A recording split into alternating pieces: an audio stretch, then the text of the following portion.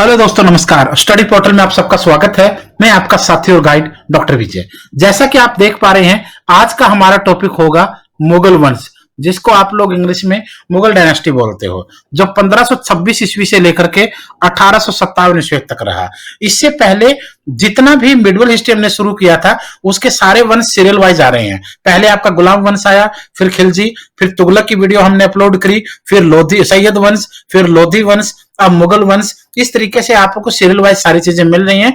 आज के मुगल वंश में चाहे बाबर हो, हुमायूं है, अकबर, जहांगीर, शाहजहां, औरंगजेब, और इस तरीके से होता होता बहादुर शाह जफर तक रहेगा। यानी 1526 से लेकर 1857 तक पूरे का पूरा मुगल वंश का इसमें हमने वर्णन किया है। तो आइए हम लोग मुगल वंश के बारे में जानते हैं। इससे पहले पूरे इंडिया में स्टडी मटेरियल हमारा बाई कोरियर जाता है, चाहे वो किसी भी एग्जाम का सीट है, DSSB, KVS, NVS, UGC NET, super TET, Haryana TET, सबका होगा, जिसको आप लोग इस नंबर पर कॉल या व्हाट्सएप पर बात करके आप लोग ऑर्डर करवा सकते हैं। कोरियर से आपको ये मिलता है। तो आइए शुरू करते हैं आज के लेक्चर। बाबर की टाइमिंग दोस्तों 1526 से 1530 के बीच भारत की बाबर की टाइमिंग रही है। बाबर का जन्म अगर देखा जाए तो 1480 ईस्वी में हुआ था। 14 वर्ष की उम्र में 1494 में वो बाबर ट्रांस आक्सियाना के फरगना नामक रियासत का राजा बना। बाबर ने भारत पर पहला आक्रमण 1518 में भीरा के किले पर किया। भीरा का किला दोस्तों आगरा के पास पड़ता था। कई बार क्वेश्चन आता है कि बाबर का भारत पे पहला आक्रमण, हम पानीपत का समझने की गलती कर बैठते हैं, लेकिन पानीपत का उसका पहला आक्रमण नहीं था। पहला आक्रमण भारत पे उसका 1518 में भीरा के किले पर था, और दूसरा आक्रमण 1520-21 में सियालकोट के किले पर था। ये बाबर के भारत में पहले और दूसरे आक्रमण हैं। पहला 1518 में भीरा के किले पर आगरा के पास, दूसरा 1520-21 में सियालकोट के किले पर। बाबर को भारत में आमंत्रित करने वाले लोगों के नाम दोस्तों कई बार क्वेश्चन पूछा जाता है, कई बार बहस भी होती है, आपस में कन्वर्सेशन डिस्कस भी होता है कि क्या बाबर को भारत में किसी ने इनवाइट किया था। यस, 3 लोग थे जिन्होंने बाबर को भारत में इनवाइट किया। नंबर 1 दौलत खान लोधी, नंबर 2 राणा सांगा, नंबर 3 आलम खान।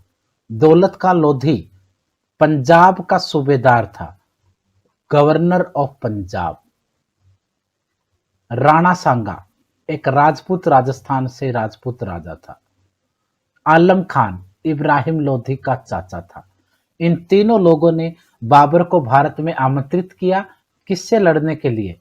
इब्राहिम लोधी से लड़ने के लिए, जो उन दिनों दिल्ली और आगरा पे राज करता था। इन तीनों का एक प्रतिनिधि मंडल दिलावर खान के नेतृत्व में, दिलावर खान दोस्तों दौलत खान लोधी का बेटा था, दिलावर खान के नेतृत्व में इन तीनों का एक रिप्रेजेंटेटिव बोर्ड यानी एक प्रतिनिधि मंडल 1525 ईस्वी में बाबर से मिलने के लिए काबुल गया। काबुल में इन दोनों ग्रुपों की मुलाकात हुई।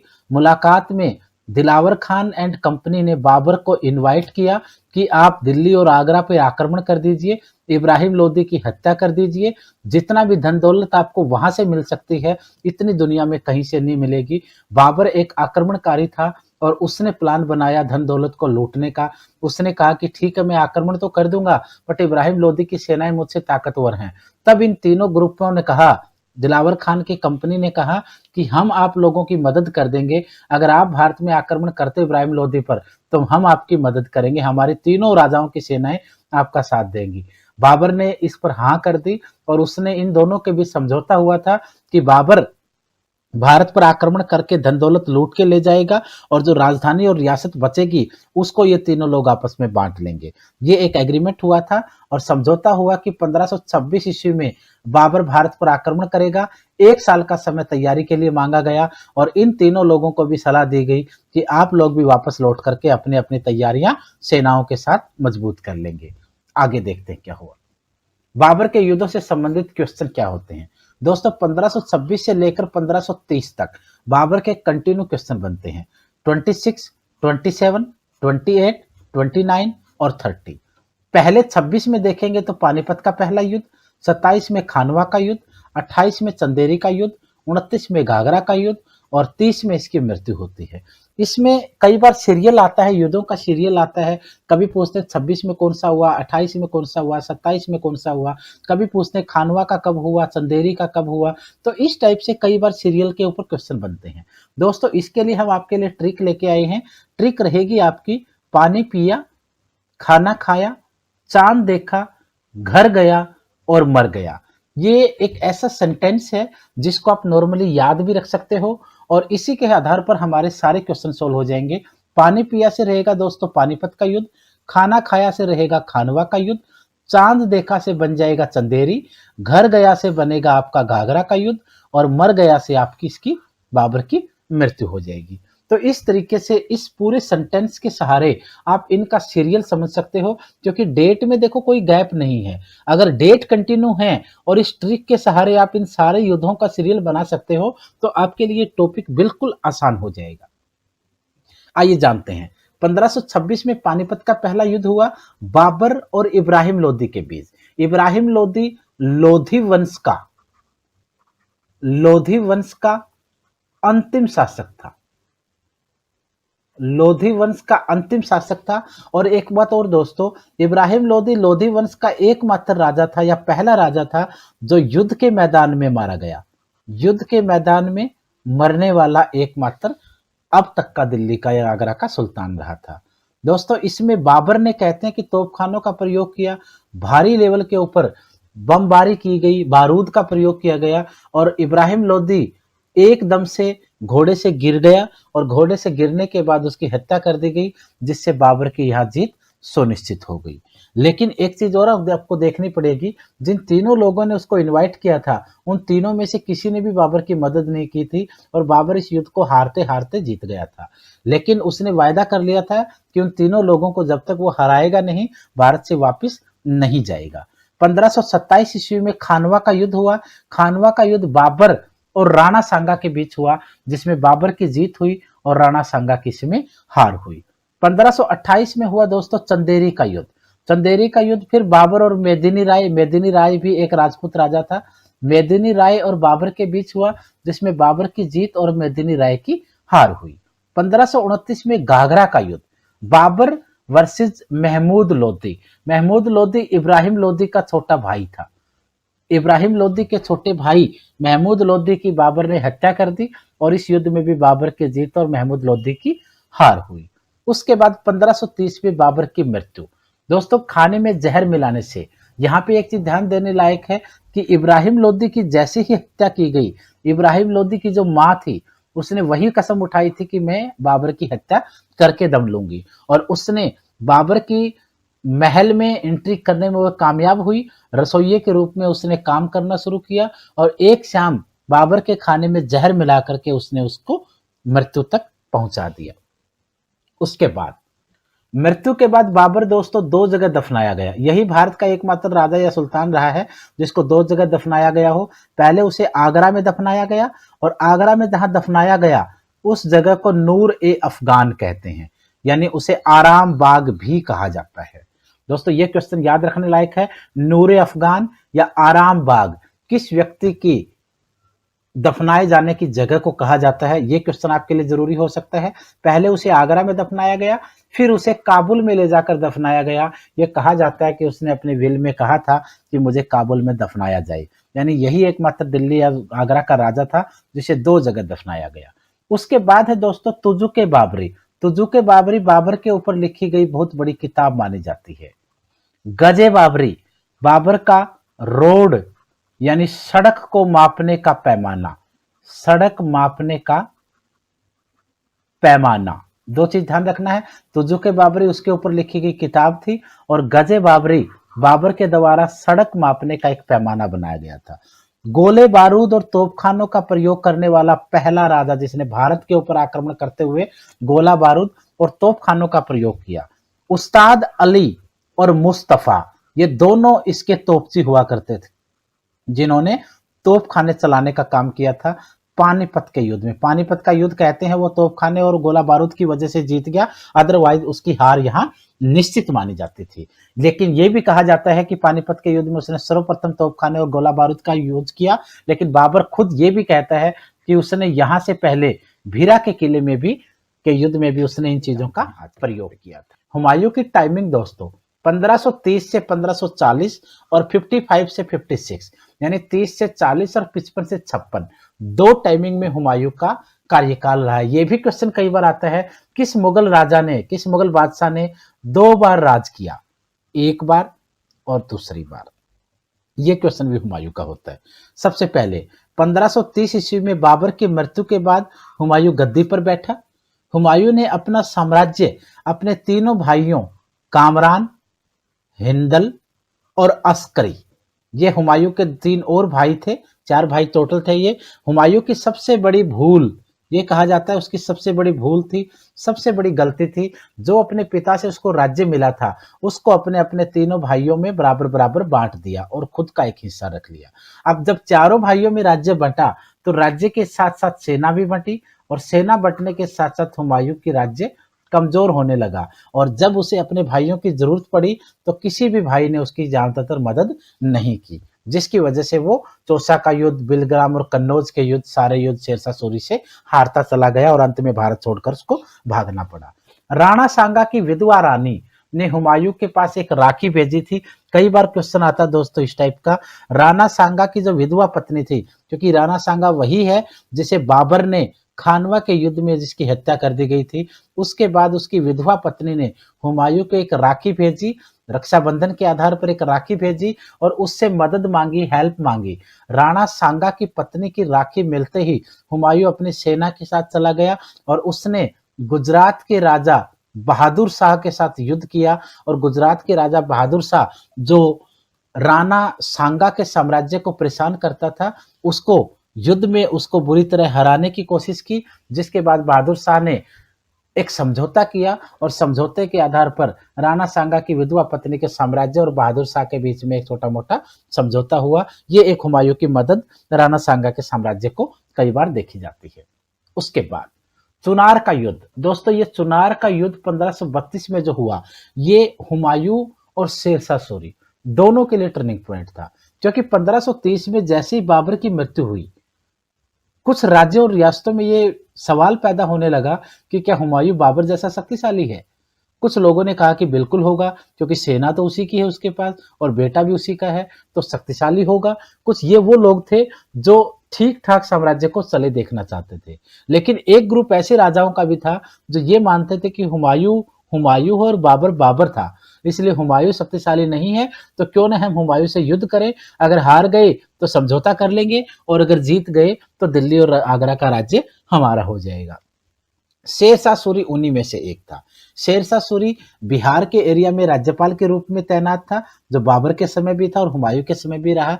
शेरशाह सूरी पहला व्यक्ति था जिसने हुमायूं के खिलाफ विद्रोह कर दिया, और ये विद्रोह जब हुआ तो हुमायूं के लिए ये टर्निंग पॉइंट था, हुमायूं की यह अग्नि परीक्षा थी। अगर हुमायूं इस युद्ध में शेरशाह सूरी को सबक सिखा देता तो आगे कोई भी छोटा मोटा राज्यपाल या गवर्नर हिम्मत नहीं करता विद्रोह करने की, और अगर यहाँ हुमायूं शांत बैठ जाता तो एक के बाद एक विद्रोह होते जिसको दबाना उसके लिए मुश्किल हो जाता। तो हुमायूं ने अपनी पूरी मुगल सेना ली और शेरशाह सूरी के ऊपर अटैक कर दिया। चुनार के किले से शेरशाह सूरी राज्य चलाता था। चुनार का युद्ध हुआ 1532 ईस्वी में। शेरशाह सूरी की हार हुई और हुमायूं की इसमें जीत हुई। इसके बाद एक समझौता हुआ। समझौते के आधार पर शेरशाह सूरी को माफ करना था, उसके कुछ किले, उसकी कुछ सेना, उसके घोड़े, हाथी, धन दौलत लेकर के उसको छोड़ने का प्लान था। लेकिन ये कहते हैं कि एट ए टाइम जब समझौता चल ही रहा था तो हुमायूं को किसी ने ये बहकावे में ला दिया कि शेरशाह सूरी दोबारा फिर विश्वासघात कर सकता है, तो इसलिए आप इससे कोई गारंटी रख लो। और कहते हैं कि हुमायूं ने शेरशाह सूरी के सामने शर्त रखी कि आप अपने बड़े बेटे को मेरे पास गिरवी रखोगे, जब तक बेटा गिरवी रहेगा तुम विश्वासघात दोबारा नहीं करोगे। दोस्तों यहां से टर्निंग पॉइंट बनता है। यह भी हुमायूं की एक बड़ी भूल मानी जाती है। क्यों? क्योंकि अगर ये बेटा गिरवी नहीं रखाया जाता तो शेरशाह सूरी हमेशा घबराता और हुमायूं चौकन्ना रहता कि शेरशाह सूरी गलती तो नहीं कर रहा है, लेकिन ये इसका बड़ा बेटा गिरवी रखने के बाद हुमायूं निश्चिंत हो गया और शेरशाह सूरी के मन में अपमान की और बदला लेने की और बेटे को छुड़वाने की जो आग थी वो एक नए तरीके से पैदा हो गई, जिसके बाद हुमायूं निश्चित होकर के अपने एक नगर बसाने में लग गया, जो नगर उसने दिल्ली के अंदर बनाया था, दीन पनाह के नाम से।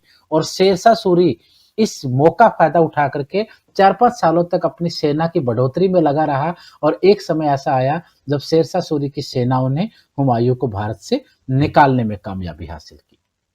आइए देखते हैं 1539 में चौसा का युद्ध, शेरशाह सूरी और हुमायूं के बीच। दोस्तों कई बार आता है चौसा का युद्ध किस नदी के किनारे हुआ था? करमनासा। ये करमनासा नदी के किनारे हुआ था, जिसमें शेरशाह सूरी की जीत हुई थी, हुमायूं की बुरी तरह हार हुई थी। हुमायूं को मृत समझकर छोड़ करके वो लोग करमनासा नदी के किनारे छोड़कर चले गए। एक भिस्ती, भिस्ती दोस्तों किश्ती चलाने वाले को बोलते हैं, नाविक को बोलते हैं, जो लोगों को नदी पार करवाता है। एक भिस्ती ने हुमायूं को नदी के किनारे तड़पते हुए युद्ध के मैदान में देखा, उसने उसे किश्ती में बैठाया और नाव में बैठाकर अपने घर ले गया। इस प्रकार हुमायूं की यहाँ जान बची। एक साल बाद 1540 में फिर युद्ध हुआ, बिलग्राम या फिर इसे कन्नौज भी कहते हैं। बिलग्राम या कन्नौज का युद्ध अगेन फिर शेरशाह सूरी और हुमायूं के बीच हुआ, जिसमें शेरशाह सूरी की जीत हुई और हुमायूं की इसमें हार हुई। इस हार के बाद हुमायूं को भारत छोड़ना पड़ा। यहां से हुमायूं को भारत छोड़ना पड़ा और उसके तीनों भाइयों में भी उसको कोई खास सपोर्ट नहीं हो पाई। इस तरीके से दिल्ली की और आगरा की गद्दी शेरशाह सूरी के हाथ में आ गई। यहां से सूरी वंश की शुरुआत हुई, सूरी डायनेस्टी यहां से स्टार्ट हुआ।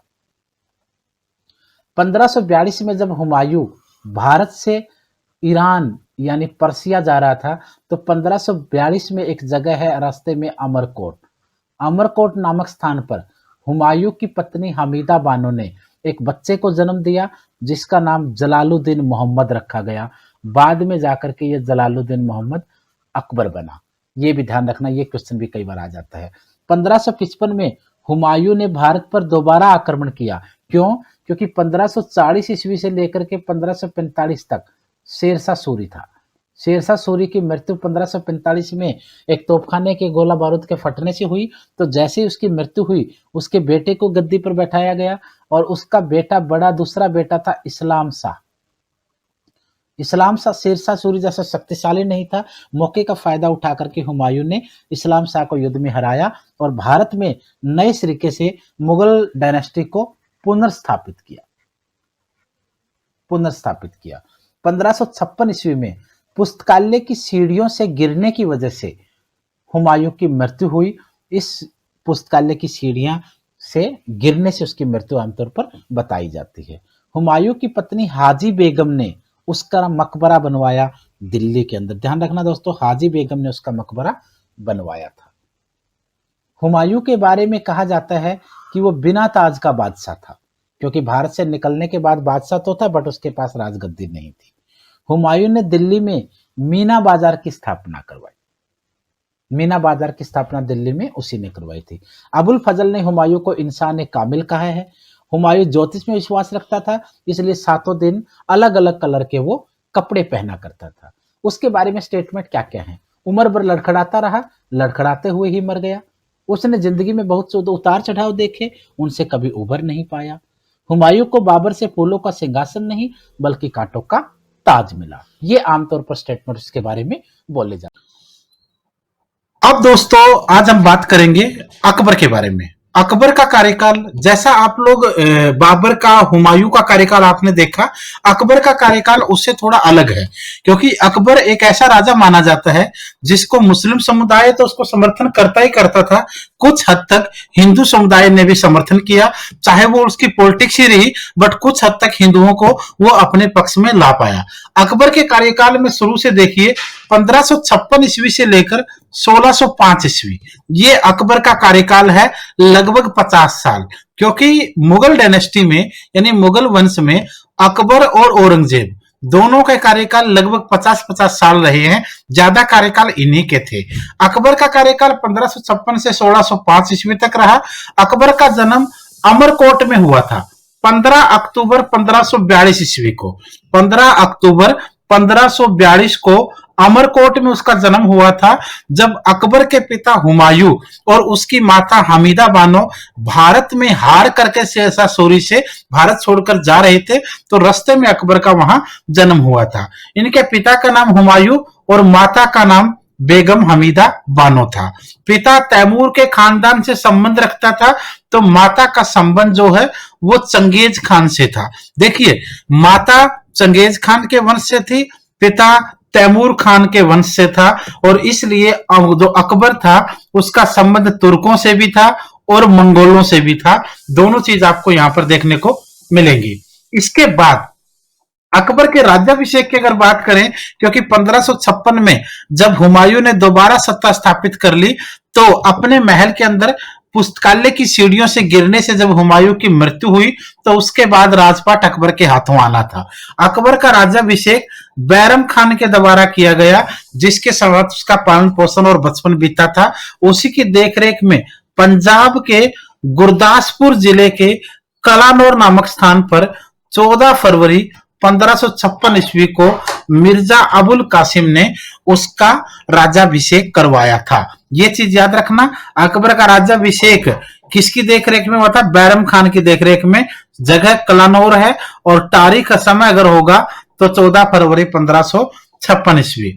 1556 ईस्वी में अकबर ने बैरम खान को अपना वजीर और अपना संरक्षक यानी मंत्री और अपना गार्जियन दोनों नियुक्त किया, और उसे खान ए खाना की उपाधि से सम्मानित भी किया।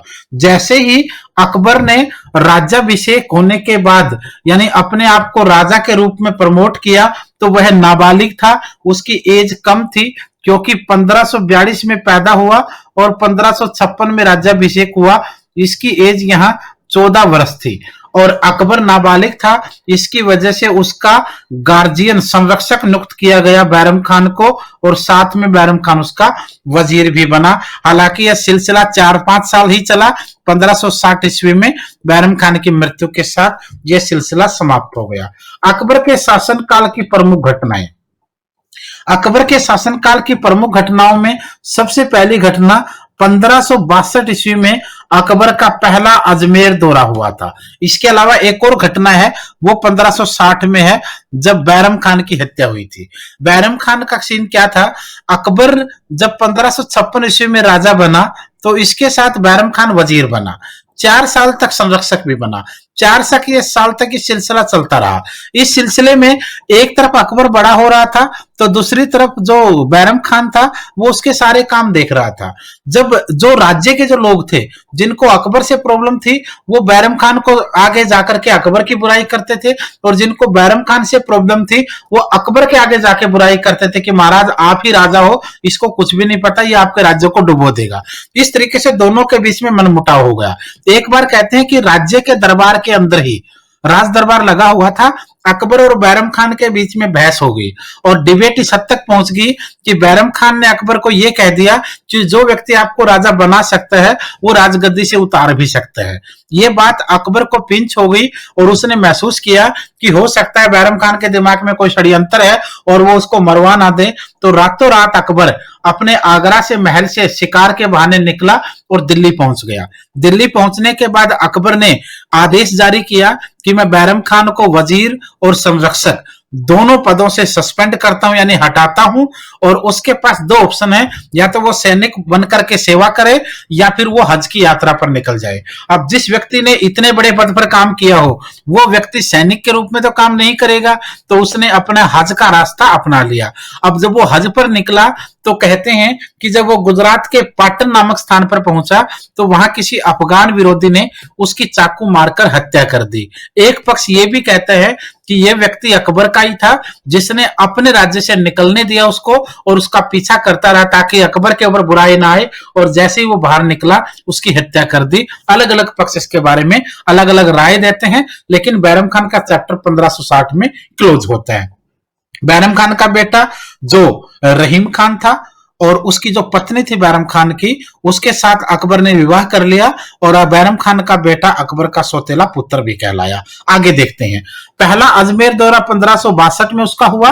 1562 में ही अकबर ने एक आदेश जारी किया जिसमें युद्ध बंदियों को दास बनाने पर प्रतिबंध लगाया गया। स्लेव सिस्टम क्या होता था, जैसे एक पार्टी ये है और एक राजा ये है। दोनों राजाओं के बीच में जब युद्ध होता था तो मान लो ये राजा जीत गया, इसकी हार हो गई, इसकी सेना के जितने भी सैनिकों को ये लोग बंदी बना लेते थे वो सारे दास कहलाते थे, गुलाम कहलाते थे। तो अकबर ने यह आदेश पारित किया कि युद्ध बंदी जो भी होंगे उनको दास बनाने पर प्रतिबंध लगाया जाता है।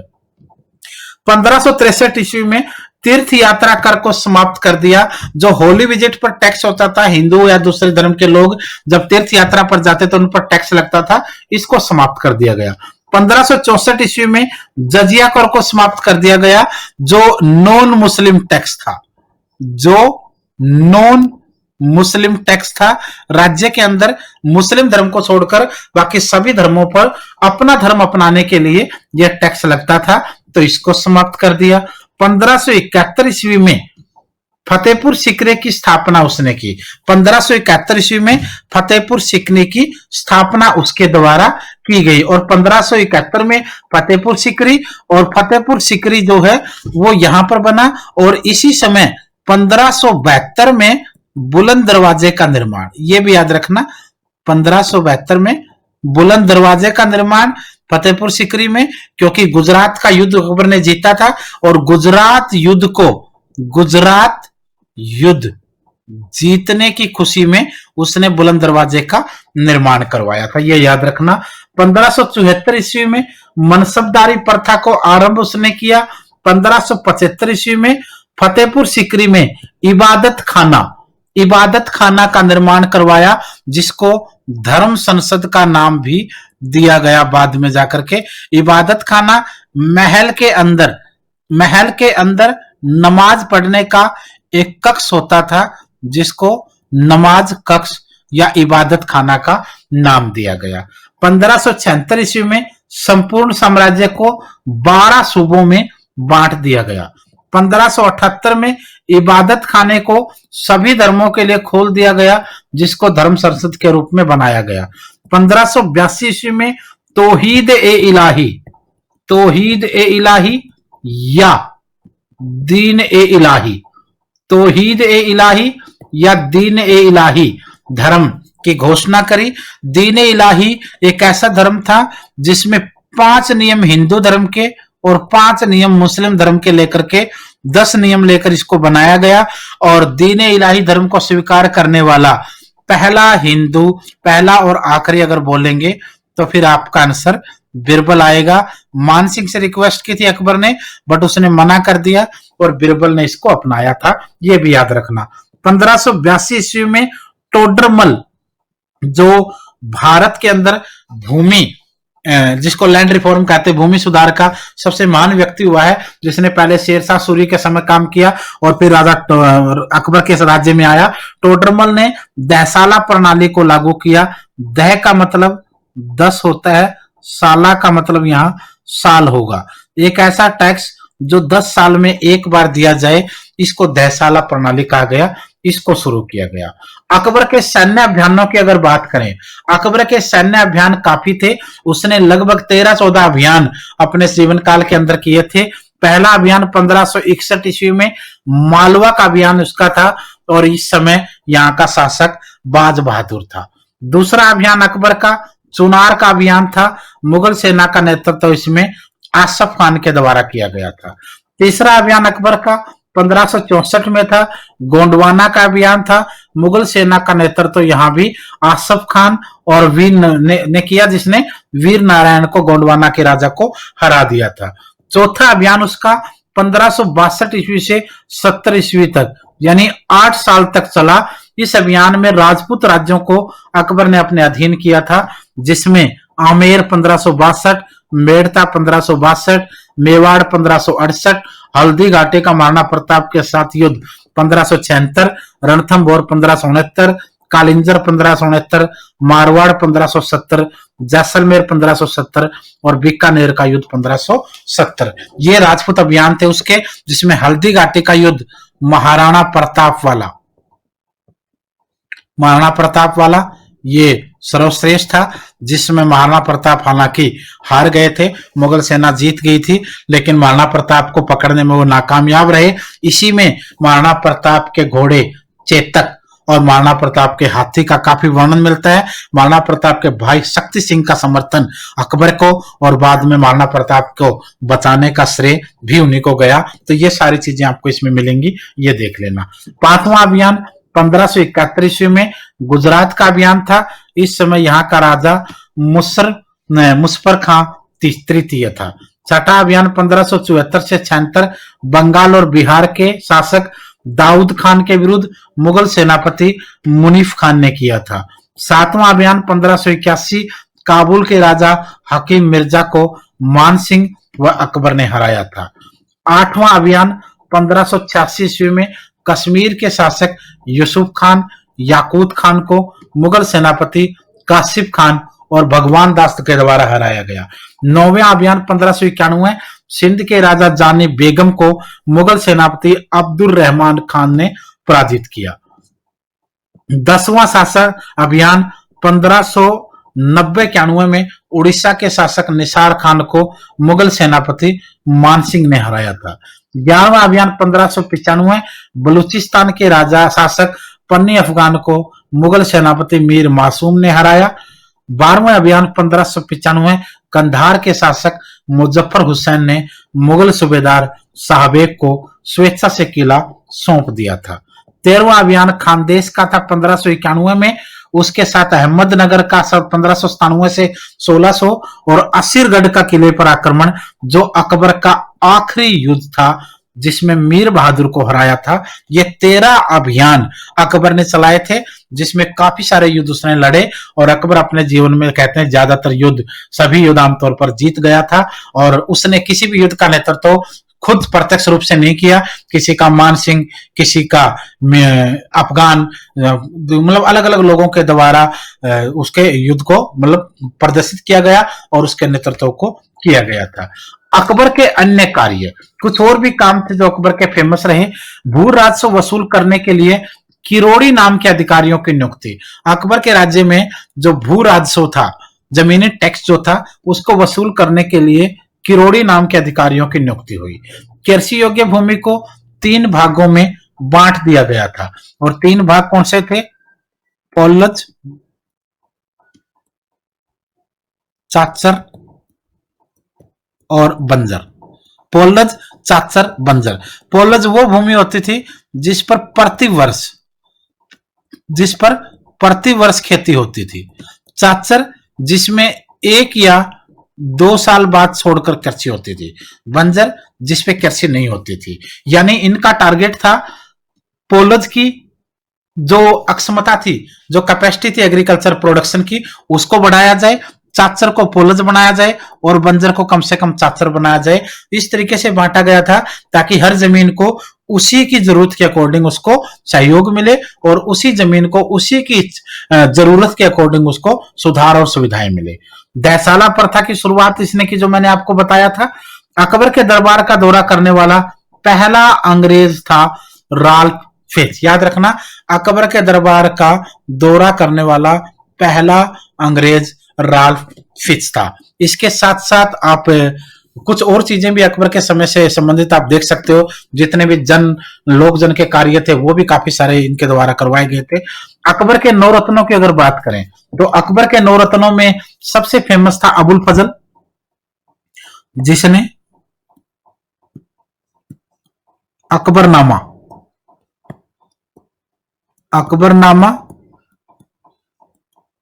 और आईना ए अकबरी लिखी थी। ये आ जाएगा।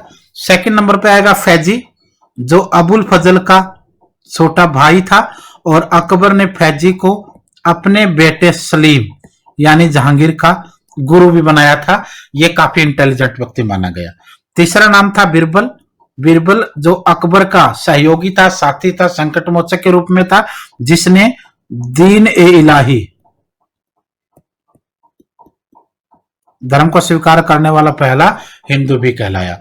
चौथे नंबर पर था टोडरमल, जो अकबर का वित्त और एग्रीकल्चर मंत्री था, जिसने दहसाला प्रथा और एग्रीकल्चर रिफॉर्म करवाए थे। 5वें नंबर पर राजा मानसिंह था, जो अकबर के लिए एक अच्छे सच्चे सलाहकार के रूप में रिलेटिव होने के नाते उसको समर्थन था। 6ठे नंबर पर था तानसेन, जो बड़ा संगीतज्ञ रहा, म्यूजिशियन रहा ग्रेट। रहीम खान खाने खाना, जो टोडरमल के बाद, तानसेन के बाद नंबर रहीम खान का भी आता है। रहीम खान बिरबल और तानसेन की तरह उसकी काफी वैल्यू थी अकबर के दरबार के अंदर, और अकबर ने जब रहीम खान के पिता की हत्या का क्रेडिट अपने आप को लेने से मना कर दिया तो दरबार में काफी सारी आवाजें उठी। कुछ लोगों ने कहा कि उसने, अकबर ने बैरम खान को मरवाया है, कुछ लोगों ने कहा कि अफगानी विरोधियों ने मारा है। इस बात को देख करके रहीम खान को उसने अपना पुत्र बनाया सौतेला, और बैरम खान की पत्नी के साथ अकबर ने विवाह किया। तो रहीम खान का नाम भी काफी फेमस रहेगा। मुल्ला दो प्याजा जो उसके धार्मिक कार्यकर्ता था, और फकीर अजीजाउद्दीन ये भी उसके एक नवरत्न के रूप में था। ये 9 नवरत्न, 9 नाम आपको मिलेंगे। कुछ लोग एक दो का नाम चेंज कर देते हैं, लेकिन वो नाम चेंज नहीं होता, व्यक्ति यही है। किसी का उपनाम कभी कभी किताबों में डाल दिया जाता है। एनसीईआरटी के अकॉर्डिंग ये सारे हैं। 1605 ईस्वी में अकबर की मृत्यु हुई और उसको आगरा के निकट सिकंदरा में दफनाया गया। अकबर को आगरा के निकट सिकंदरा में दफनाया गया था। अकबर की नीतियों में एक सुलह एक कुल की नीति भी रह जाती है।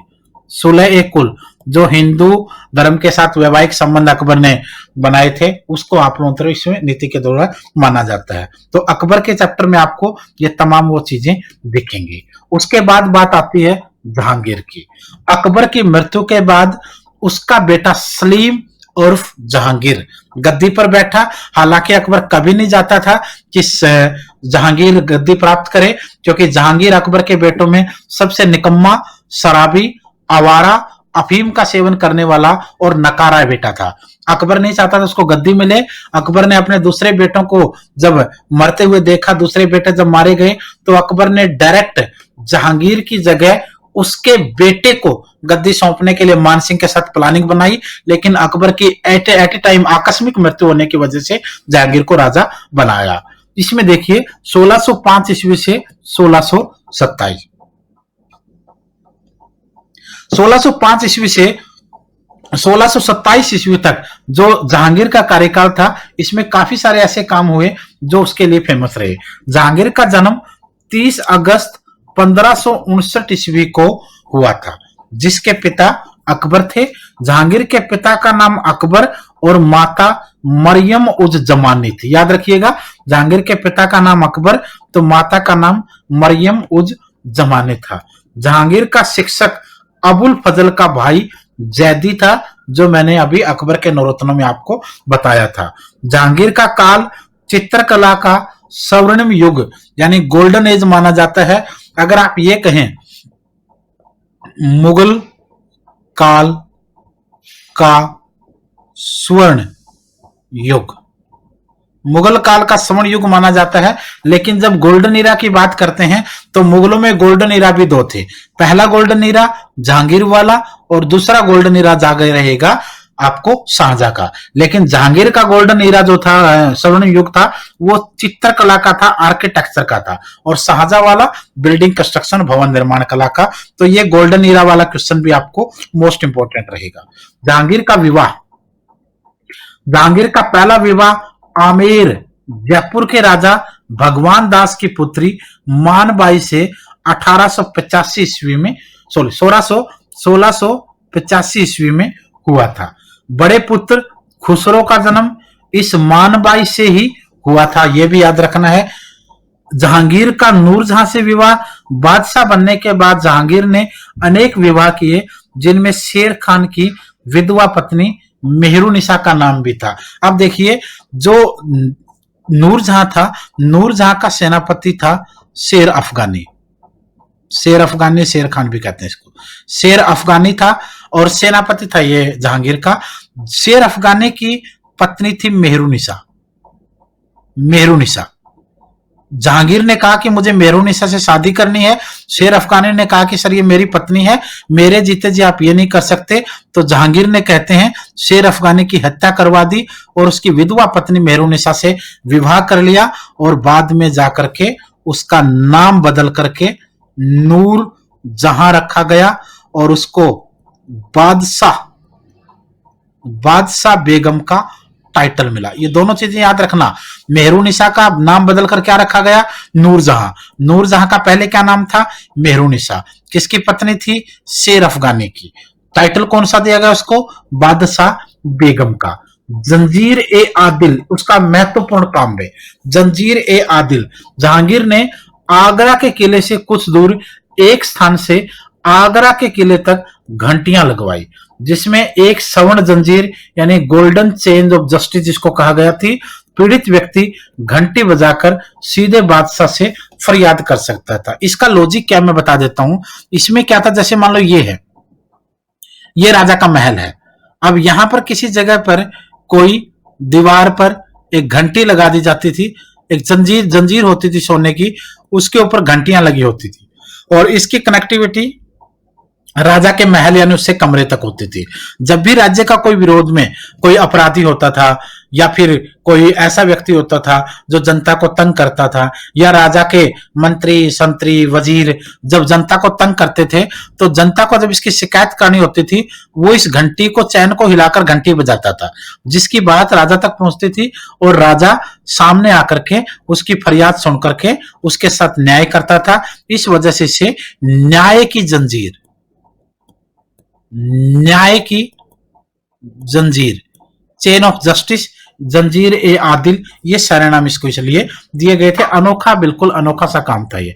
ईस्ट इंडिया कंपनी को व्यापार की परमिशन 1611 ईस्वी में captain Hawkins British east India company के दूत के रूप में, जो 1608 ईस्वी में पहुंचा, 1609 से लेकर के 1611 तक 2 साल उसके दरबार में रहा और जहांगीर ने ईस्ट इंडिया कंपनी को व्यापार की अनुमति 1611 में दे दी थी। प्रथा की अगर बात करें तो जहांगीर ने 2 अस्पा और सिंह अस्पा नाम की प्रथाएं चलवाई थी। 2 अस्पा और सिंह अस्पा। 2 अस्पा के अंतर्गत मनसबदार को अपने सवार पद के दुगने घोड़े रखने पड़ते थे और सिंह अस्पा के अंतर्गत मनसबदार को अपने सवार पद के 3 गुना घोड़े रखने पड़ते थे। जहांगीर ने अपनी आत्मकथा तुजुके जहांगीरी की रचना फारसी में की थी। याद रखना, तुजुके जहांगीरी फारसी भाषा में लिखी गई। जहांगीर द्वारा सिकंदरा में अकबर का मकबरा बनवाया गया और लाहौर की मस्जिद का निर्माण। जहांगीर के द्वारा बनाए गए इमारतों में अकबर का मकबरा और सिकंदरा में और लाहौर की मस्जिद का निर्माण भी इसमें फेमस रहेगा। जहांगीर अपने आप में बहुत बड़ा चित्रकार था। यह कहते हैं कि चित्रकला का इतना बड़ा प्रेमी था कि अगर किसी चित्रकार ने, 2-3 चित्रकारों ने मिलकर कोई मूर्ति बनाई हो, एक ने चित्रकार ने उसका हाथ और एक ने उसका पांव बनाया हो, तो जहांगीर ये बता देता था कि हाथ उस चित्रकार ने बनाया है और पांव उस चित्रकार ने। जिसमें जिस राजा की रुचि होती थी, उस राजा के राज्य में उसी प्रकार के लोगों को संरक्षण होता था। यह भी याद रखना है। जहांगीर के पुत्र खुसरो का विद्रोह। जहांगीर का पुत्र खुसरो, एक्चुअली प्रॉब्लम कहां थी? प्रॉब्लम अकबर के समय से शुरू हुई थी। अकबर के जितने भी बेटे थे उनमें सबसे नाकारा जहांगीर था। सबसे नाकारा जहांगीर था। बाकी बेटों के युद्धों में जब मृत्यु हो गई तो अकबर ने प्लान बनाया कि जहांगीर तो सबसे नाकारा है, उसको तो हम गद्दी नहीं देंगे। तो जहांगीर का जो बेटा था खुसरो, उसकी प्लानिंग चली अकबर की कि अकबर चाहता था कि जहांगीर को हम बिल्कुल बाइकाट कर देते हैं और सीधा राजगद्दी हम खुसरो को देंगे। और खुसरो का पालन पोषण किसके पास हो रहा था? राजा मानसिंह के पास हो रहा था। ये प्लानिंग चल रही थी, मानसिंह के पास प्लानिंग हो रही थी। तो अब जब इतना सारा काम हुआ तो खुसरो के दिमाग में वो सारी चीजें भर दी गई जो जहांगीर के खिलाफ थी।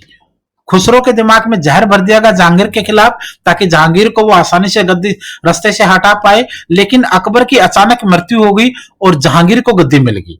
जब जहांगीर को गद्दी मिली तो खुसरो ऑटोमेटिकली उससे नफरत करता था, तो खुसरो ने उसका विद्रोह कर दिया। जब खुसरो ने उसका विद्रोह किया तो जहांगीर ने उसके विद्रोह को दबा दिया। देखिए, जहांगीर के सबसे बड़े पुत्र ने विद्रोह किया।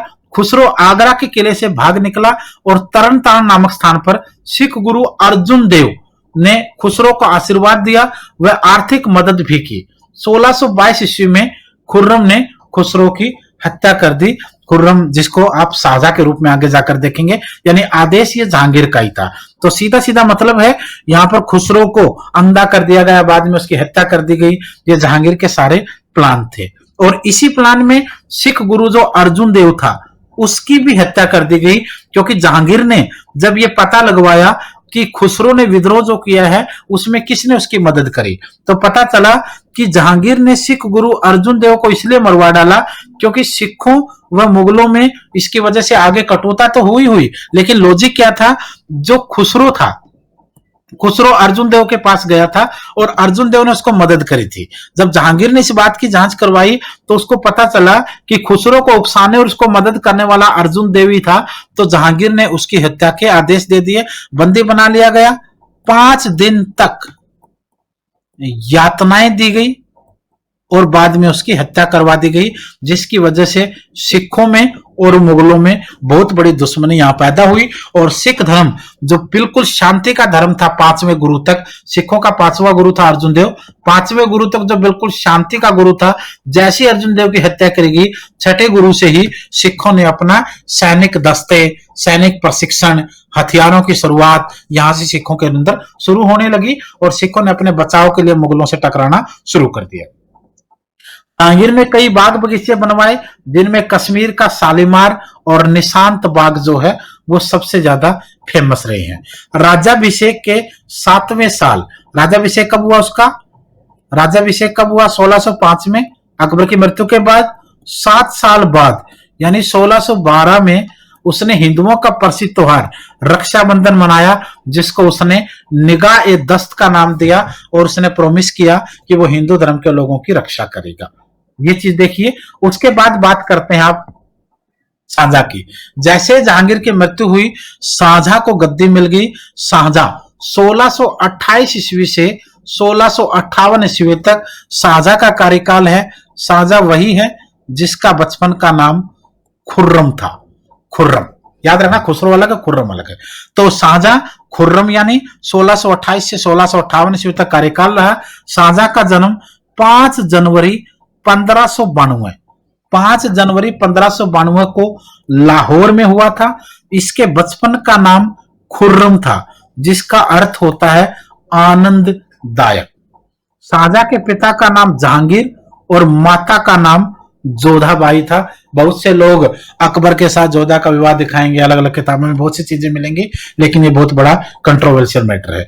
अहमदनगर को जीतने के बाद खुर्रम को जहांगीर ने शाहजहां की उपाधि, याद रखना, खुर्रम को जहांगीर ने ही शाहजहां की उपाधि दी थी क्योंकि उसने अहमदनगर को जीत लिया था एक युद्ध में। शाहजहां का काल भवन निर्माण कला, मैंने बताया आपको, जहांगीर का काल चित्रकला का गोल्डन ईरा था और शाहजहां का काल भवन निर्माण कला का स्वर्ण युग था, यानी बिल्डिंग कंस्ट्रक्शन का।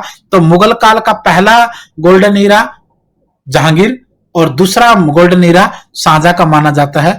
इसको आप लोग दूसरा स्वर्णिम युग बोलेंगे, ये भी याद रखना है। शाहजहां का विवाह, शाहजहां का विवाह सफी वंश की राजकुमारी मिर्जा हुसैन सफवी की पुत्री से 1610 ईस्वी में हुआ था। शाहजहां का दूसरा विवाह आसफ खान जो नूरजहां का भाई और शाहजहां का सगा मामा था। शाहजहां का दूसरा विवाह अपने सगे मामा आसफ खान की पुत्री अर्जुमंद बानो के साथ हुआ था, जिसका बाद में जाकर के मुमताज महल के रूप से नामकरण किया गया या नाम बदला गया। यह विवाह 1612 में हुआ था। शाहजहां का तीसरा विवाह शाहनवाज खान की पुत्री के साथ 1617 में हुआ था। हालांकि ये इनके विवाह अनगिनत होते थे, कुछ फेमस विवाहों का वर्णन आमतौर पर किताबों में होता है। शाहजहां द्वारा बनाई गई इमारतें, शाहजहां के द्वारा बनाई गई इमारतों में सबसे फेमस दिल्ली का लाल किला, दिल्ली का तख्ते ताउस और दिल्ली का जामा मस्जिद, ये मोस्ट इंपोर्टेंट है। नंबर 1 दिल्ली का लाल किला, दिल्ली का लाल किले में ही तख्ते ताउस आपको मिलेगा, जामा मस्जिद मिलेगा। अब दिल्ली के लाल किले में ही दीवाने आम और दीवाने खास। लाल किला, जिसका दूसरा नाम इन्होंने क्या रखा यहां, किला ए मुबारक। लाल किले का यहां पर नाम क्या था, किला ए मुबारक। दिल्ली का किला यानी लाल किला, किला ए मुबारक, दीवाने आम, दीवाने खास, तख्ते ताउस जिसको मुगल सिंहासन के रूप में माना गया, मुगल सिंहासन, मुगल सिंहासन का निर्माण करने वाला आगरा, आगरा का एक जोहरी था जिसका नाम था बेबदल खान। इसने मुगल सिंहासन भी बनाया था और राजा के जो मुकुट होता था उसमें कोहिनूर हीरे को जड़ा था, कोहिनूर हीरे को जड़ा था। आगरा के अंदर बिल्डिंग देखें शाहजहां के नाम से तो ताजमहल जो वर्ल्ड फेमस है और मोती मस्जिद, दोनों चीजें और भी आपको याद रखनी है। ये कुछ बिल्डिंगों हैं जिनका वर्णन शाहजहां के रूप में मिलता है। शाहजहां ने पुर्तगालियों से 1632 ईस्वी में हुगली नदी के क्षेत्र को खाली करवाया था। एक्चुअली हो क्या रहा था, यह एक स्टोरी चल रही थी। आप लोग देखोगे 1503 ईस्वी में पुर्तगालियों ने अपना व्यापार भारत में व्यापारिक कोठियां बना दी और 1611 में अंग्रेजों ने अपना व्यापार भारत से परमिशन के अकॉर्डिंग शुरू कर दिया। पुर्तगाली लगभग 100 साल पहले आ चुके थे। पुर्तगालियों ने हुगली नदी और जितना भी इंडियन ओशियन का एरिया था उस पर कब्जा कर रखा था और व्यापारियों के रूप में अंग्रेजों को समर्थन था मुगलों का। जब व्यापार की परमिशन मिल गई जहांगीर से तो अंग्रेजों ने व्यापार करना शुरू किया। अंग्रेज जितना भी व्यापार करते थे समुद्री जहाजों से, पुर्तगाली उनके जहाजों के सामान को लूट लेते थे। अब जब तक जहांगीर का काम था तब तक तो अंग्रेज सहते रहे, लेकिन जब शाहजहां का शासनकाल आया तो अंग्रेज काफी दुखी हुए और उन्होंने राजा से मिलने की कोशिश करी। उन्होंने एक बार कहते हैं कि 1632 में अंग्रेज ब्रिटिश ईस्ट इंडिया कंपनी के अधिकारी शाहजहां के पास गए और उसे कहा कि महाराज लो, आप अपनी परमिशन व्यापार के आपके वापस करते हैं और हम इंग्लैंड वापस जा रहे हैं। शाहजहां ने पूछा कि क्या हुआ? उन्होंने कहा कि सर हमारा सामान समुद्र में लूट लेते हैं तो हम व्यापार कैसे करेंगे? तो शाहजहां ने पूछा कि ऐसा कौन करता है? तो उन्होंने कहा कि ये सब पुर्तगाली करते हैं और कहते हैं कि शाहजहां को गुस्सा आया और उसने अपनी मुगल सेना को आदेश दे दिया और हुगली नदी के किनारे कलकत्ता और बंगाल के अंदर जितने भी पुर्तगाली थे उन सब की बस्तियों को नष्ट कर दिया गया, क्योंकि पुर्तगालियों ने काफी सारे समुद्र डाकू समुद्र के अंदर बंगाल की खाड़ी और हिंद महासागर में छोड़ रखे थे, जिनकी वजह से सारा काम हो रहा था। इस नीति को पुर्तगालियों ने ब्लू वाटर पॉलिसी भी कहा था। शाहजहां ने 1636-37 में सिजदा प्रथा को समाप्त करके उसकी जगह सहार ए तस्लीम, ये मुसलमानों के अंदर मुस्लिम धर्म के अंदर किसी को सलाम और नमस्कार की एक विधि होती थी जिसमें पांव, घुटने, कोहनी और जो मस्तक होता था वो जमीन पर लेट करके राजा को सलाम करना होता था। शाहजहां के 4 पुत्र थे, औरंगजेब, दारा शिको, सूजा और मुराद। 2 पुत्रियां थी, जहां आरा और रोशन आरा। इनमें औरंगजेब ने दारा शिको, सूजा, मुराद की हत्या कर दी और औरंगजेब ने अपने पिता शाहजहां को बंदी बना दिया आगरा के किले में, जो जहां आरा की देखरेख में उसको कैद रखा गया। ये स्टोरी आपको आगे मिलेगी। शाहजहां पहला मुगल शासक था जो अपने जीवन में गद्दी से वंचित कर दिया गया और औरंगजेब द्वारा 1658 में उसको कैदी बना लिया गया। कैद में पड़ा रहा 8 साल तक और 1666 में उसकी मृत्यु हो गई। किसके कहां पर रखा गया? उसको आगरा के महल में रखा गया, जहां से वह अपनी पत्नी को की याद में बनाए गए ताजमहल को देख सकता था। जहां आरा, जो उसी की बेटी थी, औरंगजेब की बहन थी, उसके निरीक्षण में उसको बंदी बना के रखा गया था कि बहन पिताजी जेल से निकल ना जाए। ये चीज आपको देखनी है। उसके साथ आप देखोगे आगे औरंगजेब का काल। औरंगजेब का कार्यकाल हालांकि शाहजहां की मृत्यु से पहले ही शुरू हो गया, क्योंकि उसने उसको बंदी बना करके जेल में डाल दिया गया। कार्यकाल 1658 से 1707 यानी 50 वर्ष का कार्यकाल औरंगजेब का है। मोइनुद्दीन मोहम्मद औरंगजेब का जन्म 24 अक्टूबर 1618 ईस्वी को उज्जैन के पास दोहद नामक स्थान पर हुआ था। 1633 ईस्वी में सुधाकर नामक हाथी को घायल करने के कारण शाहजहां ने उसे बहादुर की उपाधि दे दी थी। 1636 में औरंगजेब को शाहजहां ने पहली बार दक्कन का सूबेदार बनाया, जहां वह 1644 ईस्वी तक रहा था। औरंगजेब आलमगीर के नाम से सिंहासन के ऊपर बैठा था। शाहजहां को बंदी बनाने के बाद 21 जुलाई 1658 को औरंगजेब आगरा के सिंहासन पर बैठा, लेकिन उसका वास्तविक राज्याभिषेक दिल्ली में 5 जून 1659 को हुआ था। औरंगजेब को जिंदा पीर भी कहा जाता है। औरंगजेब को जिंदा पीर कहा गया। औरंगजेब के काल में ही पाटन का सोमनाथ मंदिर, बनारस का विश्वनाथ मंदिर और मथुरा के केशव मंदिर को तोड़ दिया गया था। औरंगजेब इस्लाम के समर्थक के रूप में, औरंगजेब कट्टर सुन्नी मुसलमान था। औरंगजेब ने मुद्राओं पर कलमा खुदवाना बंद करवा दिया था। नौरोज त्योहार को मनाना बंद कर दिया। तुलादान और झरोखा दर्शन, इन विधियों को भी उसने दरबार से बंद कर दिया। दरबार में होली, दिवाली मनाना उसने बंद करवा दिया। 1679 ईस्वी में हिंदुओं पर पुण्य जजिया कर को शुरू कर दिया और तीर्थ यात्रा कर को भी दोबारा लगा दिया, जो टैक्स अकबर ने स्थगित कर दिए थे। संगीत विरोधी था। दरबार से नाचने गाने, म्यूजिक और डांस, ये चीजें अखबार से उसने समाप्त करवा दी, बंद करवा दी। कोई काम ऐसा नहीं होता था। सिख गुरु तेग बहादुर की हत्या 1675, सिखों के 9वें गुरु तेग बहादुर की हत्या औरंगजेब ने करवा दी थी 1675 में, जिससे सिखों और मुसलमानों में, सिखों और मुगलों में एक बार फिर दुश्मनी हो गई। क्योंकि ध्यान रखना, सिखों का 5वां गुरु, सिखों का 9वां गुरु, 5वां गुरु अर्जुन देव, 9वां गुरु तेग बहादुर, 5वें को जहांगीर ने, 9वें को औरंगजेब ने। यह चीज आपको जरूर देखनी है। इस टाइप के क्वेश्चन बार बार आपको देखने को मिलेंगे। औरंगजेब के शासनकाल में मुस्लिम कानून के संग्रह फतवा ए आलमगीरी को संरक्षण दिया गया। औरंगजेब ने गैर मुस्लिम जनता पर दोबारा से जजिया कर लगाना शुरू कर दिया। जनता को आर्थिक राहत देने के लिए राहदारी और पानदारी करों को माफ कर दिया गया।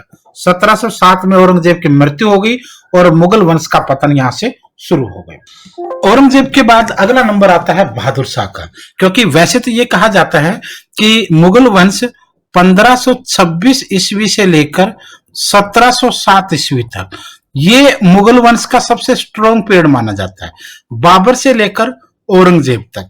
लेकिन कहने को मुगल वंश 1707 में समाप्त नहीं हुआ, बल्कि वो 1857 तक, क्रांति तक बहादुर शाह जफर के नेतृत्व तक रहा। लेकिन रियल जो मुगल डायनेस्टी है वो 1707 में शक्तिशाली जो मुगल वंश था वो समाप्त हो चुका था।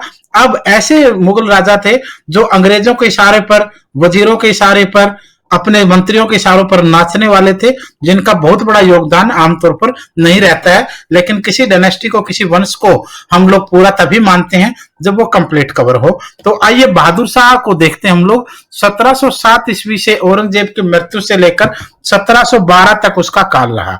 औरंगजेब की मृत्यु के बाद मुगल साम्राज्य का पतन प्रारंभ हो गया। औरंगजेब ने किसी को भी अपना उत्तराधिकारी घोषित नहीं किया था। औरंगजेब की मृत्यु के बाद उसके तीनों पुत्र मुअज्जम, आजम और कामबख्श, तीनों में युद्ध हुआ और उस युद्ध में मुअज्जम, जो कि उस वक्त 63 वर्ष का था, वह विजयी हुआ। उसने अपने दोनों भाइयों को मौत के घाट उतार दिया और औरंगजेब के पुत्र मुअज्जम ने बहादुर शाह की उपाधि ग्रहण की और अपने आप को बादशाह के रूप में घोषित कर दिया।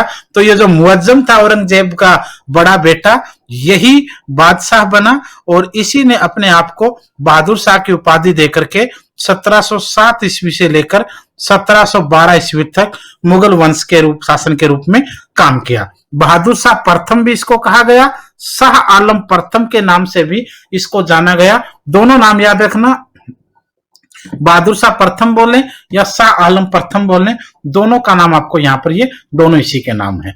उसके बाद नंबर आता है जहांदार शाह का कार्यकाल।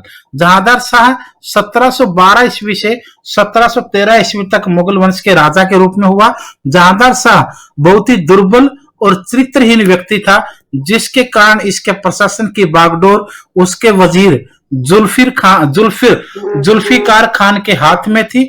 जहांदार शाह ने जजिया कर को पूर्ण रूप से समाप्त किया था। यही क्वेश्चन इसका आता है, क्योंकि जजिया कर के ऊपर रोक लगाई अकबर ने, औरंगजेब ने उसको दोबारा से शुरू कर दिया और फिर इसको बिल्कुल समाप्त करने वाला जहादर शाह माना जाता है। 1713 में आगरा में फर्रुखसियर ने जहांदार शाह को शिकस्त दे दी, उसको हरा दिया और लंबट मूर्ख की उपाधि दी। लंबट मूर्ख के रूप में जहादर शाह को जाना गया। यानी दो क्वेश्चन मेन रहेंगे, एक जजिया कर को पूर्ण रूप से समाप्त किया जहादर शाह ने और दूसरा उसको लंबट मूर्ख कहा गया।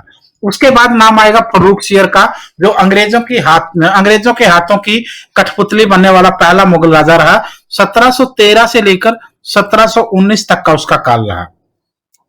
फर्रुखसियर के शासनकाल में हुसैन अली खान, मीर बख्शी तथा अब्दुल्ला खान को वजीर का पद जो है वो प्रदान किया गया। सैयद बंधु जो थे अब्दुल्ला और हुसैन अली, इनको मुगल वंश के दौरान फर्रुखसियर के काल का किंग मेकर कहा गया। सैयद बंदियों में सैयद हुसैन अली पटना का उप गवर्नर था और सैयद अब्दुल्ला खान जो है वो इलाहाबाद का गवर्नर बन गया था।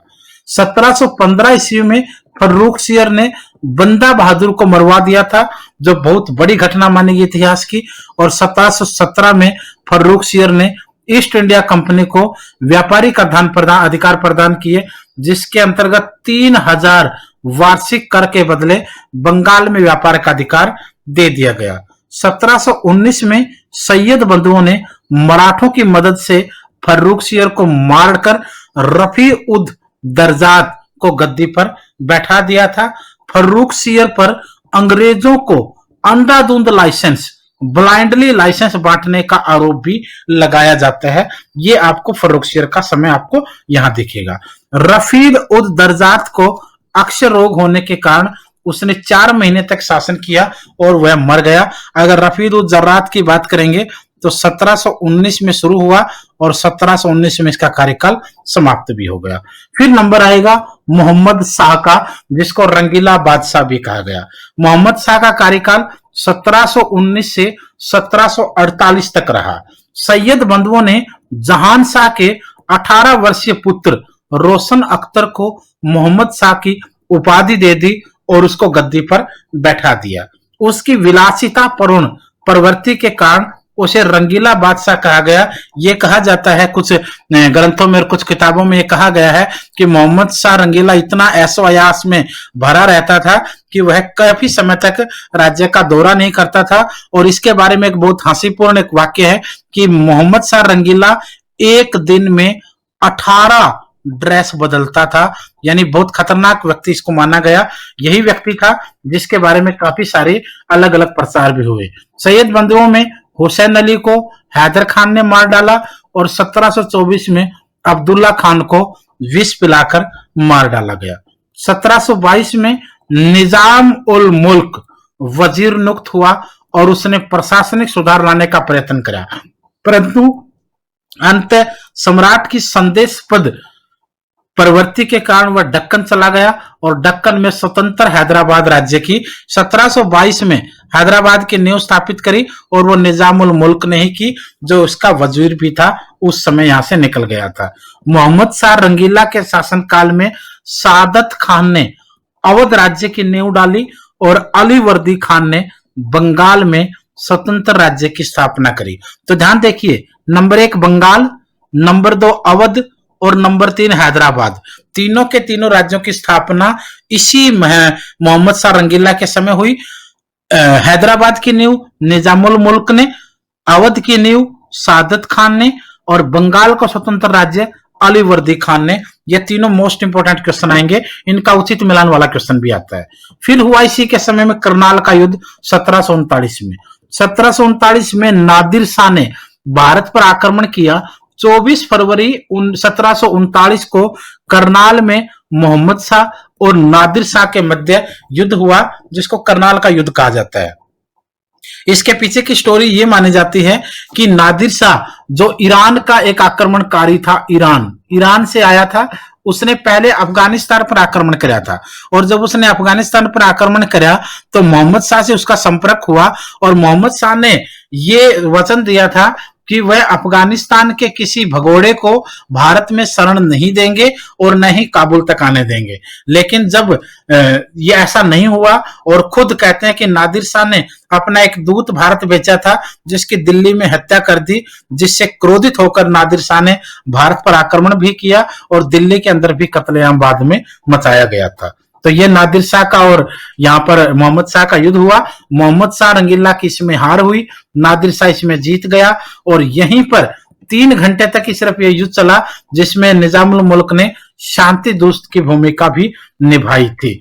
इसी के समय दिल्ली में कुछ मुगल सैनिकों ने फारसी सैनिकों का वध कर डाला था, जिससे क्रोधित होकर नादिर शाह ने दिल्ली में कत्लेआम मचाया। नादिर शाह दिल्ली से मयूर सिंहासन, याद रखिएगा, और कोहिनूर हीरा, जिसके बारे में हमने शाहजहां के समय डिस्कस किया था कि मयूर सिंहासन मुगल सिंहासन बनाया गया बेबदल खान के द्वारा। तो ये मयूर सिंहासन और कोहिनूर नादिर शाह लेकर गया, जो बाद में अंग्रेजों के हाथ लगे और अब लंदन के अंदर हैं। कश्मीर और सिंधु नदी के पश्चिमी प्रदेश पर भी नादिर शाह का अधिकार हो गया था। उसके बाद आता है अहमद शाह का कार्यकाल 1748 से 1754, छोटा सा कार्यकाल था। इसके शासनकाल में 1748-1749 में अफगान शासक अहमद शाह दुर्रानी ने आक्रमण किया था और उससे संपूर्ण देश का अधिकार पत्र लिखवा लिया था। यह बहुत विलासी व्यक्ति था। इसने, आप विलासिता का अंदाजा लगाइए, राजाओं के बेटों को कैसे कैसे पद मिलते थे। इसने अपने 2.5 वर्ष के बेटे महमूद को पंजाब का गवर्नर बना दिया था, 1 वर्ष के बच्चे को कश्मीर का गवर्नर बना दिया और 15 वर्ष के बच्चे को अपना नियुक्त कर दिया था वजीर के रूप में। ये सोच सकते हैं आप लोग कितना खतरनाक था। 2.5 साल के अपने बच्चों को, 1-1 साल के बच्चों को राज्यों का गवर्नर यहां बना दिया जाता था। उसके बाद आता आलमगीर सेकंड, आलमगीर द्वितीय। एक आलमगीर के रूप में तो औरंगजेब ने अपना पद लिया था, तो यह आलमगीर सेकंड का कार्यकाल 1754 से 1758 ईस्वी तक रहेगा। मुगल वंश मुगल वजीर इमाम उल मुल्क ने मुगल सम्राट अहमद शाह को अंधा करके उसके बाद आलमगीर सेकंड को सिंहासन पर बैठा दिया। आलमगीर सेकंड जहांदार का पुत्र था। जब वह अपने वजीर के चंगुल से मुक्ति पाने का प्रयास कर रहा था तो उस समय उसको भी मार डाला गया। उसके बाद आता शाह आलम सेकंड। शाह आलम फर्स्ट आपने देखा जो औरंगजेब के तुरंत बाद हुआ। अब आएगा शाह आलम सेकंड, जिसका जिक्र आप लोग बक्सर के युद्ध के समय भी देखते हो। 1759 से 1806, 1759 यानी 1764 का बक्सर के युद्ध में शाह आलम को आप लोग देखे हैं। इसका वास्तविक नाम जो है वो अली गौहर था। शाह आलम सेकंड का वास्तविक नाम अली गौहर था। शासक बनने के बाद यह 12 वर्ष तक, आप सोचिए, शाह आलम सेकंड जो राजा बनने के 12 वर्ष तक दिल्ली नहीं गया था। इसने 1764 में बंगाल के मीर कासिम और अवध के नवाब सुजाउद्दौला के साथ मिलकर अंग्रेजों के विरुद्ध बक्सर का युद्ध भी लड़ा था, किंतु हार जाने के बाद कई वर्षों तक इलाहाबाद में ईस्ट इंडिया कंपनी के संरक्षण में रहा। इलाहाबाद की संधि इसके साथ अंग्रेजों की हुई। 1772 में मराठों की सहायता से यह दिल्ली पहुंचा था। 1765 में इसने बिहार, बंगाल और उड़ीसा की दीवानी ईस्ट इंडिया कंपनी को दे दी और कंपनी ने उसे 26 लाख रुपए वार्षिक पेंशन देने का वचन दिया। इसी को इलाहाबाद की संधि कहा गया। याद रखिएगा, ये काफी इंपॉर्टेंट क्वेश्चन है। 1803 में अंग्रेजों ने दिल्ली पर कब्जा कर लिया। उसके बाद 1806 ईस्वी तक यह अंग्रेजों की पेंशन पर ही जीवित रहा। उसके बाद नाम आएगा अकबर सेकंड का। याद रखिएगा, अकबर सेकंड भी हुआ है। अकबर फर्स्ट तो हुआ है, अकबर जो खुद अकबर था, वैसे अकबर सेकंड भी हुआ है। उसी तरीके से आलमगीर जो खुद औरंगजेब था तो आलमगीर सेकंड भी हुआ है। अकबर सेकंड की बात करेंगे तो 1806 से 1837 ईस्वी तक अकबर द्वितीय ने अपने पेंशन के सिलसिले में राम मोहन राय को राजा की उपाधि देकर इंग्लैंड भेजा था। याद रखिए, अकबर सेकंड ही था जिसने राम मोहन राय को लंदन भेजा था अपने ओर से, यह बात करने के लिए कि इंग्लैंड के राजा से बात करो या इंग्लैंड की रानी से बात करो कि मेरी पेंशन और मेरी जो है वो सुविधाएं बढ़ा दी जाएं, और ये काम करने के लिए राम मोहन राय को भेजा था, और यहीं से राम मोहन राय का नाम राजा राम मोहन राय पड़ा था। ये क्वेश्चन, सिर्फ एक ही क्वेश्चन है जो इस व्यक्ति का पूछ लिया जाता है। उसके बाद है बहादुर शाह जफर, एक ऐसा व्यक्ति जिसने प्लान बना लिया था कि वो म्यूजिक का तो उसको शौक था ही था, एक बहुत बड़ा शायर भी था वो, और उसने जब 1857 की क्रांति में भारतीय जनता, भारत के सारे राजा और सेना लड़ने के लिए तैयार हुई, तो सारे की सारी सेना और राजा बहादुर शाह के पास, जो उस समय दिल्ली में था, वहां पहुंचे और उसे कहा गया कि आप 1857 की क्रांति का हमारा नेतृत्व कीजिए अंग्रेजों के खिलाफ। तो बहादुर शाह जफर ने हंसी हंसी स्वीकार कर लिया, हालांकि उसको पता था कि वो मारा जाएगा, लेकिन उसने कहा था कि मेरे मुगल पूर्वजों ने भारतीयों पर जो अत्याचार किए हैं, मैं ऐसा नेतृत्व करके उनके जो अत्याचार हैं उनका कर्ज चुकाना चाहता हूं, और उसको युद्ध का नेतृत्व उसने किया। अंग्रेजों ने उसको बंदी बना लिया। कई दिन भूखा रहने के बाद जब उसके सामने खाना रखा गया, तो उसके खाने की प्लेट में उसके बेटों के सर थे। अंग्रेजों ने उसके सामने ये पेश किया था। तब बहादुर शाह ने कहा था कि भारतीय पिताओं के बेटे युद्ध के मैदान से इसी तरह वापिस आते हैं, यानी एक सच्चा राजा के रूप में इस व्यक्ति ने यहाँ पर फर्ज निभाया था। 1837 से 1857 कार्यकाल रहा। 1857 के विद्रोह में भाग लेने के कारण इन्हें बंदी बनाकर रंगून के लिए निर्वासित कर दिया गया। निर्वासित शहर रहेगा यहाँ पर, रंगून भेज दिया गया। रंगून की जेल के अंदर इनको रखा गया, और 1862 ईस्वी में इनकी मृत्यु होने पर मुगल वंश का समाप्त हो गया।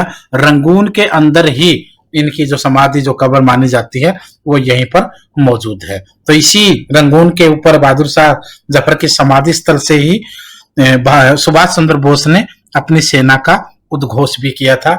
या आप सोच सकते हो कि ये मुगल वंश जो है वो 1526 ईस्वी में बाबर से जो शुरू हुआ था, वो 1857 ईस्वी में बहादुर शाह जफर से समाप्त हो जाता है। तो ये पूरे का पूरा आपका मुगल वंश था। उसके साथ साथ आप लोग पूरे इंडिया के अंदर हर प्रकार का, चाहे वो आपका सीटेट है, चाहे वो केवीएस है, चाहे वो आपका डीएसएसबी है, चाहे वो एनवीएस है, चाहे वो हरियाणा टेट है, चाहे वो यूपी टेट है, यूजीसी नेट है, पूरे इंडिया में जितने भी प्रकार के एग्जाम होते हैं, सभी प्रकार का स्टडी मटेरियल बाय कोरियर हम भेजते हैं। आज इस नंबर पर कॉल करके या व्हाट्सएप पर बात करके आप लोग ऑर्डर कर सकते हैं।